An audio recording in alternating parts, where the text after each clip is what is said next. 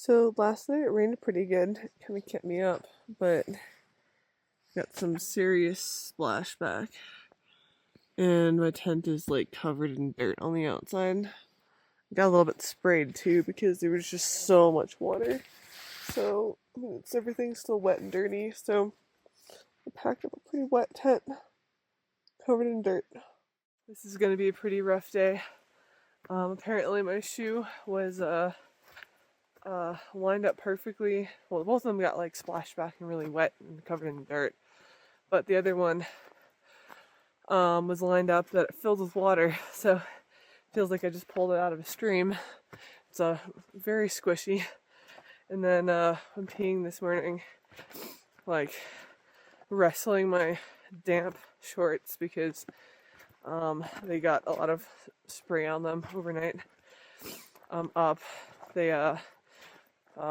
phone fell out of my pocket and fell in my pee. That's not great. That's yeah. Hope that's the end of this. I also got a late start today and another really high elevation gain today. A whole bunch of other passes. I think if I did 25 miles today, it's like over 7,000 feet of elevation gain or something like that, which I don't think I'll be doing a 25-mile day. I mean, yesterday I did 21.5 miles. That was the best I got with how hard it was and how worn out I am, so it is what it is. This rate, I'm definitely taking a 0 in Anaconda. Every day, I'm just more worn out. My motivation is lower. I really just need to just take an entire day to just sleep and rest. I'm so worn out. I camped in a pretty noisy place last night, and I heard noises that to me sounded like bottles being crunched, like coming towards where I hung my Ursack. So I thought the next surprise would be a bear's been gnawing at my Ursack all night. But it has not been. My Ursack was untouched, thankfully. And as far as bottles, I mean, I've got my smart water bottle that I put my drink mixes in because it smells like stuff, so that was in there. But no, that's fine. Just was covered in sap though, which is it's like great, but not the end of the world. I hung it on a tree. And then this morning, nothing dried, even though I got a late start and it's after 8. But the all of this thick overgrowth foliage is soaking wet, and as I'm walking through it, I am now soaking wet. And it's kind of cold out this morning, so that's not great. I just find a nice sunny spot later today to dry everything out. I guess some storm clouds rolled in, and this is probably some of the most, ooh, there's some lightning, intense thunder. Oh shit.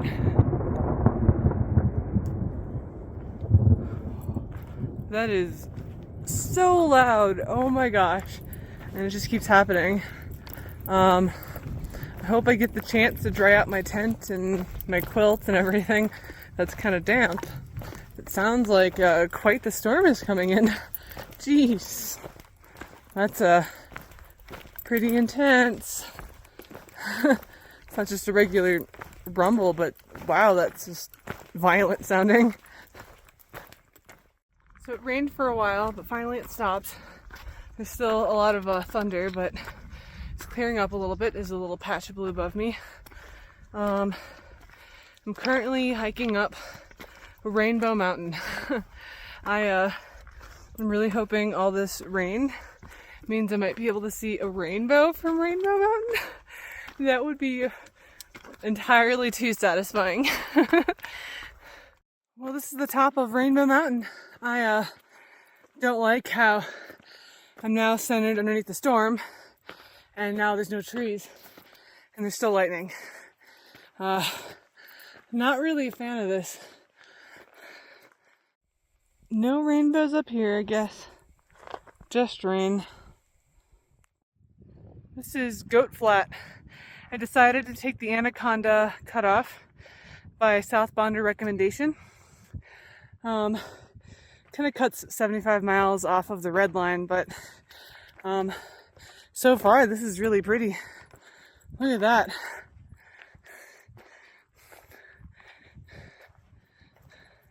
Yeah, this is pretty cool.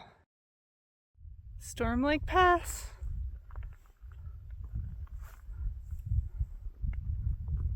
This is the prettiest I think the trail has been in Montana so far.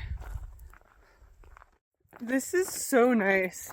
It's like as soon as I left the red line to hit the Anaconda Cut off, the trail just became so nice. the actual CDT since Darby has just been like a nightmare. It's just been steep ups and downs the whole time. It was miserable. But it's like the humidity is lower, the sun came back out, the trail isn't super steep, and there's beautiful views. Yeah, this is a nice treat hiking this right now.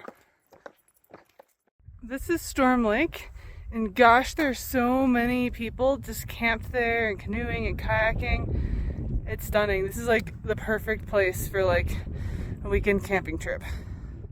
Look at this cute little guy. He's so gray. The other ones have been such a light color. Ooh. Danger. Oh, he's so cute though. Aww. Bye, little guy. And it's a whole other porcupine, like just a little bit further down. Where'd you go? He's back there now. Wow. He's a lot bigger than the other one. A lot more yellow. So I didn't get hailed on, but oh my gosh, look at all this hail. There's more over there, like patches of hail. Damn. The sun is set, and I'm trying to catch up with T-Dubs, Grasshopper, and Dallas, who are camped up ahead. This means that I'm hiking 14 miles with no break. But I'll probably get there after dark, but since I'm on the alternate, it's a bit easier to hike, so I'm pushing myself right now.